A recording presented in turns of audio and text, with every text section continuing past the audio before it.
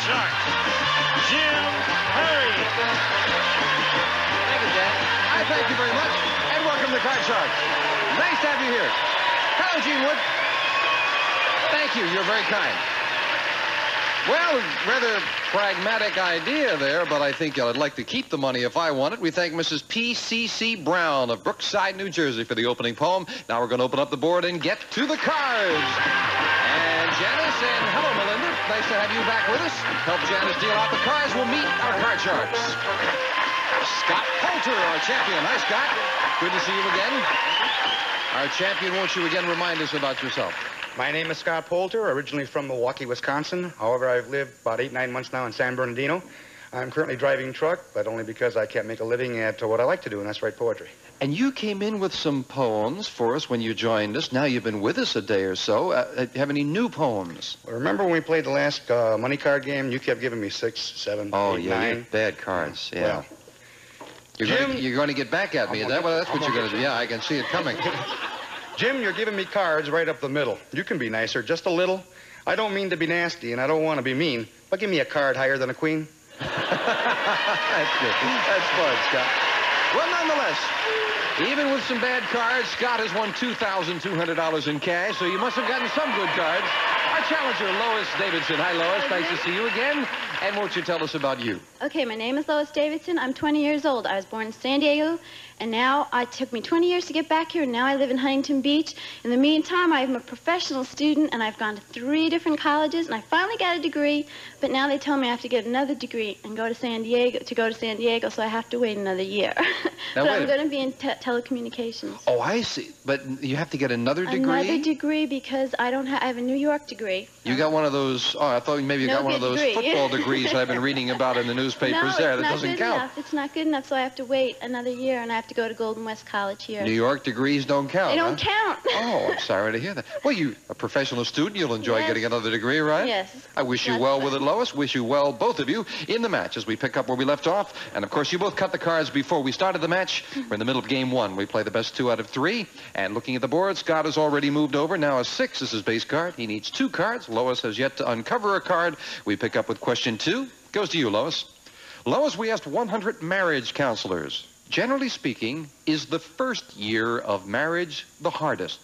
How many marriage counselors said the first year of marriage is the hardest? Well, today with people living together before they get married, I don't think it's that difficult. Yet there are still a lot of people out there that struggle through that first year of marriage because they're not used to each other. So I think that number's going to be pretty high. I'm going to say about 65. 65 out of 100 say the first year is... Do you notice how she snuck in that living together? The times have changed. My goodness. She says 65, Lois. Scott, what do you say? No, I'm pretty sure that when you first meet somebody and you marry them, that first year is probably a lot of honeymoon yet. You still got eyes for each other, a lot of romance in there. As you get a little bit longer into the marriage, you get to learn about each other's defects, and then it starts wearing off. I think it's going to be lower than that. Oh, you say lower. Oh, you figure the hard years are yet to come. Yeah. Interesting, because you both have totally different feelings on this. Lois says 65, and Scott says lower. The actual number of marriage counselors who said the first year of marriage is the hardest is 35. Scott is right. It's lower. Possibly you were right there with that reasoning. You've got a 6. Change it, please. When you win the question, you have the right to change it. A 5, a little better. Oh, not much better, but higher. Higher than the 5. An 8. Lower, Jim, lower. The first game of the match, is it lower? Yes, it is. Scott gets a great card and wins game 1 with $100. And we will set up for game 2. That'll be coming at you right after we take time out for this commercial break. Introducing Promise Active Super Shots with natural plant sterols. Because when your legs feel better, you feel better. Okay, game 1 went to the champion. And now as Janice deals out the same 2 decks of cards with the next cards off the top of the deck. Lois, you need this game. Start game 2 with a question to Scott. And here's a wild question. Listen to this. We asked 100 people, if you were kidnapped by men from Mars and forced to go on a ride in their flying saucer, would you tell people about it or keep quiet so they wouldn't think you were crazy? How many people would keep quiet so people wouldn't think they were crazy? All right, now, first of all, I believe there are beings from outer space, other planets, and so on. And if one of them gave me an opportunity to get on that ship and go with them for a while, I'd love it. I'd jump at the chance, but I wouldn't tell a soul. I'd wind up with the white, little jacket, That's going to be a low number. Now, how many would keep quiet? Would keep quiet, right. They're not going to say a word about it. They'll go, but they won't say a word about having gone. So how many people would keep 22. quiet? Would keep 22. quiet. Oh, I see. You feel that that only 22 would keep quiet, but you would be one of the 22, is what you... All right. A little confused with your thinking there for a moment, Scott. He says 22 out of 100 would keep quiet about it. Lois, what do you think? Well, I think a lot of people don't want to be thought of being crazy, as he said, and I think it might be just a little bit higher because I wouldn't tell any. I would tell the immediate family because they'd understand, but I don't think I'd tell anybody else. So you say higher? Yes. I don't think I'd tell the immediate family. I don't think they'd understand either. You say higher. The actual number of people who would keep quiet so people wouldn't think they were crazy is 17. It is not higher. It's lower. Scott. I don't think I'd want to shout that from the rooftop particularly. Scott starts game 2 with a 4. Higher, Jim. Higher than the 4. A queen. Lower, Jim. Lower. Risking it lower. It is a 2. Higher. Higher than a 2. A 10. Freeze. And now we move over the freeze bar, and right away, Scott needs 1 card for another crack at the big money. Lois, the New Hampshire presidential primary is finally underway this very day, as a matter of fact. So we asked 100 voters in New Hampshire, after all these weeks of campaigning, do you wish the politicians would just go away and leave New Hampshire alone?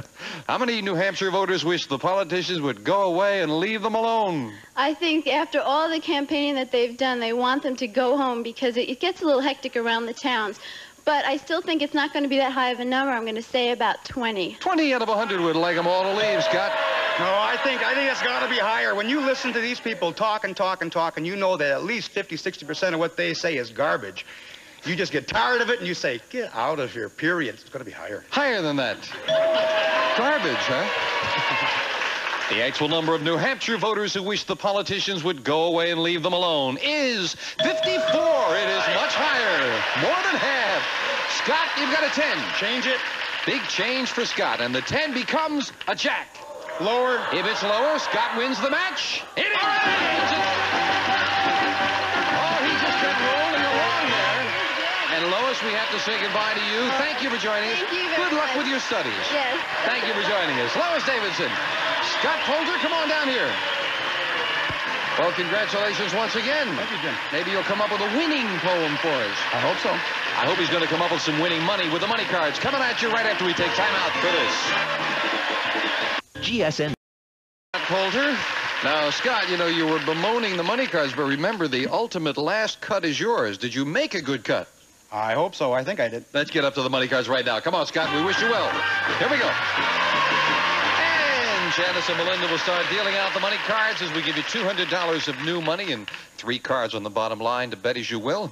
Up to the second level, we add another $200 of betting money. 3 more cards. Remember, the minimum bet's $50 till you get to the top card, the big bet, where you must risk at least half the money. Good luck, Scott. Thank you. And here's $200. You can change the base card on each of the 3 levels if you need to. Thank you, Melinda. We'll start Scott off with $200 and a king. Good card. All of it, Jim, lower. All of it lower. Knows that this card is lower than that king. It is All right, all of it higher. All of it higher. Trying to double it. Higher. Yes. Right again. $800, and now you're near the middle. Don't like that card.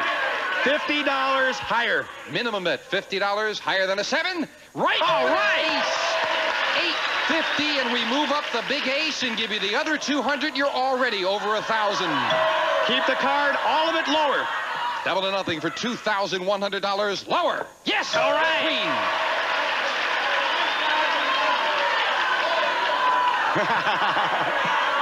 $1,500 lower. Big bet on the queen. $1,500 lower. Right again. $3,600, and you are right smack up the middle, Scott. $50 higher. He's not getting carried away. $50 higher.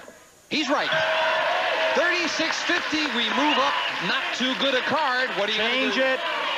Big change. Come on. For the big bet, Scott will play a 4. Pretty good card, Scott. You must bet at least $18.25. You have $36.50 and a 4. What's your big bet? I'm going to bet $3,000 higher. We've only seen one low card. Let's not see one now. $3,000 higher than a 4? No. Golly. Should have known them fours. What a time for the other low one to come up. We hadn't seen many low ones, and you were taking a chance, but you held back a little bit. I don't think it's much consolation, but $650, $200 in the game. It is $850 for that one game, Scott. Doggone it. I just had a hint on this here. You had a hunch? I have a feeling. I should have bet less. I had a feeling that was going to be a low card. Well, there's just the 1-2 out, so there's 3 more 4s and 4 3s, and let's not talk about it anymore. We'll be back with a new challenger right after this. Houseplants make your home look beautiful, but having to water them all the time... 866-585-2199. Okay, Scott. Janice deals out 2 brand new decks of cards. Time to meet a new challenger on Card Sharks. Meg Merkins. Hello, Meg. Welcome. My pleasure. Won't you tell us about yourself? My name is Meg Merkins, and I'm originally from Cleveland, Ohio, but I've been living the last few years in Iowa. And I've done a wide variety of jobs, anywhere from babysitting for a whale at an amusement park in Ohio to being a dental assistant. And I'm here on vacation, and I'm going to stay out just as long as I have the money, and I'm going to save just enough to take the train back to Iowa. Oh, sounds like you're enjoying it. Oh, I'm having a great time. You babysat a whale? Yes, sir. How did you get a job like that, and what do you do? I mean, do you sing nursery rhymes to them? Well, actually, yeah. Well, it's not often that you have a 2-ton baby that you're babysitting, but you didn't put it on your lap or anything. No, it's mostly to protect the whale from the people rather than to keep the whale company. It was a lot of fun. Are they gentle animals? I've heard that. Yes, gentle they mammals, are I should say. very gentle, and they're very intelligent. Sounds like it'd be a very interesting job, Meg. Sure nice was. to have you here with us. You cut the thank cards? you. Yes, I did. Good luck. We'll start. Whale. Maybe we get the IRS agents to take care of whales or something. Let's start the match with a question to you, Scott. Scott, our man on the street, went to a small city in Japan where he asked 100 single women, if your fiancé asked you to live with him before marriage, would you do it? How many Japanese women would agree to live with their fiancé before marrying him? All right, I think the key to that question is a small village in Japan. Tokyo, Small city. maybe a lot more, but in a small village in Japan, they still got a lot of the old customs. That's got to be fairly low. I'm going to say 22. 22 out of 100 Japanese women would agree to live with their fiancé before marriage. Okay, well, being a woman, let me think. Even in Japan, I think he's right on being a small town. I'm going to go a little bit lower than that. Even a little lower than that? A little bit lower, yes, please. Always fascinating, the differences in cultures. The actual number of Japanese women who would live with their fiancé before marrying him is 0. One of them. Not a 1. Okay. And Meg starts off the match with a 9. A 9. I'd like to change that card, please. Can she improve it? Oh, up the middle with an 8. Well, with an 8, I'll try it higher. Higher than the 8. No. 3 is not higher. Well, And Scott gets a free chance to play a 4. Higher, Jim. Higher than the 4. A 7. Freeze. And Janice will fill in the space for Meg. And the question to you, Meg. All right. Meg, we asked 100 mothers-in-law. Now tell the truth. Does your daughter-in-law treat you like dirt? How many women said their daughter-in-law treats them like dirt? Oh, gosh. Well, my mother is the only mother-in-law that I know at the time. Let's see. I would say, maybe in the middle. You hear both sides of the story. So I'm going to go 50. 50 out of 100 women said their daughter-in-law treats them like dirt. I think mother-in-laws are basically a brunt of a lot of jokes. I doubt that there are a whole lot of people that actually get treated the way you would think they would as a result of the jokes. I'm going to say lower than that. You say lower than that. Lower than that. The actual number of mothers-in-law who said their daughter-in-law treats them like dirt is 5. Very much lower. And it's rather nice to hear. Not so good for Meg, but Scott is happy about it with a 7. Change it. And the 7 becomes a 10. A little better. Lower, Jim. Lower than the 10. A 10. Higher. Higher than the 2. An 8. Freeze. And again, Scott keeps getting control, and he moves over, needing 1 card. Scott, we asked 100 child psychiatrists. Will boys who go to school with girls grow up to be better adjusted than boys who go to an all-boys school? How many child psychiatrists think boys who go to school with girls will grow up to be better adjusted? Oh, yes. If you go to a school that's got all the same sex as you are, all you hear is rumors. You don't have any interrelated thoughts or expressions or anything with the opposite sex. All of a sudden, you get hit it at one time when you're out of school, and that's probably bad. I'm going to say how many said that it was better to go to a co-ed Yes. school? How many said it's better to go with girls? High number, 82. 82 out of 100, Meg. Okay, well, I went to an all-girls school, and I think I made the adjustment all right. So I'm going to go just a little bit lower than that. A little lower. You don't think it hurts that much, No, huh? I don't think it hurts that much at all. The actual number of child psychiatrists who think boys who go to school with girls grow up to be better adjusted is 71. It's a little lower. Meg is right. Still a high number, but Meg Change that card, please. now can get rid of the middle card. Oh, 3. Great. I'd like to go higher. Higher than the 3. A 7. A freeze. Gonna freeze on it. And now Scott needs 1 card. Meg needs 3. This is sudden death. Someone has to win the game on this play of the cards. Meg, back in colonial days, if you broke the law, the authorities would punish you by making you stand in a public place with your head and hands locked in wooden stocks. You've seen those, the stocks. So we asked 100 people, do you think the modern crime rate would go down if criminals today were locked hand and foot in wooden stocks? How many people think the crime rate would go down? Oh, gosh, well, there's a lot to be said for the humiliation in front of the public. I'm going to go with a fairly high number and go with 65. 65. What do you think, Scott? Well, I think it's going to have to go down because you've got your hardened criminals, and they're going to do it if they're going to be in front of anybody. But you still got enough people who are going to be embarrassed by it, and it's got to go down. It's got to be higher than that. You say higher than that? Yes, it has. I guess really what we're talking about is the public humiliation. This decides control. The actual number of people who think the crime rate would go down if we started using wooden stocks is 61, not higher, just a little lower. And Meg, you have control. It is sudden death. You're faced with an interesting problem because you're near the middle with a 7. You could, of course, change it. Try to turn over 3 cards. Scott is right up the middle with an 8. He cannot change it. He needs 1. You have control. Play or pass. I'm going to pass to Scott. She doesn't want to play with 3 cards, and it comes down to this. Scott, call this right, you win. Call it wrong, the game belongs to Meg. With an 8, what do you say? Higher. He says higher.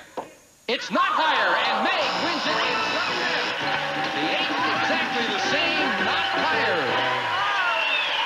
And that means game 1 goes to the challenger with $100, and she finally got control, and it paid off for her. Here come the same cards, same 2 decks, and different cards, of course, in those decks. Now, Scott, you need some catching up. Scott, we found 100 women whose marriage survived their husband's affair. And we asked them, forgive a frank question, but did you get even with your husband by having an affair of your own? How many women got even with their husband by having an affair of their own? I think a lot of them, that would be their first idea for revenge. They'd want to go out and do it, but I don't think a lot of them would have. I think it's going to be a low number. I'm going to say 25. 25 out of 100 went out and had an affair of their own, Meg. Okay, I agree. I think that that might be the first idea, but I don't think a lot of them will go through with it. So I'm going to go just a little bit lower than that. You say even lower than that? Mm-hmm. The actual number of women who got even with their husband by having an affair of their own is 22, just a little lower. Meg. And Meg starts off game number 2 with a 2. Higher! Higher than the 2. Queen. Risking it lower, a 7. I'm going to freeze, please. Well, the shoe's on the other foot now. The challenger has the upper hand. Meg, we asked 110-year-old kids, what is the first name of Jane Fonda's father? How many 10-year-old kids knew that Jane Fonda's father is, of course, Henry Fonda? Oh, gosh. Well, the 10-year-old, I'm not sure about that. I think they'll know Jane before Henry, and so I'm going to go with just about 40. 40 out of 100 knew that Jane's father was Henry. Scott? No, at 10 years old, Henry Fonda was very famous years ago, but right now he's maybe a couple movies here and there, but I don't think the 10-year-olds associate with that. It's going to be lower. You say lower than that? Yeah, the times do change. One of the kids answered that he thought Jane's father was Peter Fonda. Oh. So 40 for Meg, lower for Scott. The actual number of 10-year-olds who knew that Jane Fonda's father is Henry Fonda is 40, right on the money. Meg, you got it. Right smack on the money. Great. Okay, I'd like to change that card, please. Big change for the challenger. The 7 to a queen. Lower, please. Lower than the queen. The 6. I'm going to freeze, please. And now when we move over the freeze bar, Meg needs 1 card, and we'll be right back right after this. Phone lines are up. What do we need phone lines again for? They're for viewers like me to call in and win on GSN Live. We're not even on yet. How did you get through? Speed dial. GSN Live. Live call-in and win games. Premiering Monday, noon Eastern, 9 Pacific. I knew something was going on next tomorrow. Polish up your pocket protectors. Jeopardy is up next. Then they're dropping all kinds of hints on Password Plus. And honesty isn't always the best policy on To Tell the Truth. Stay tuned. Between daytime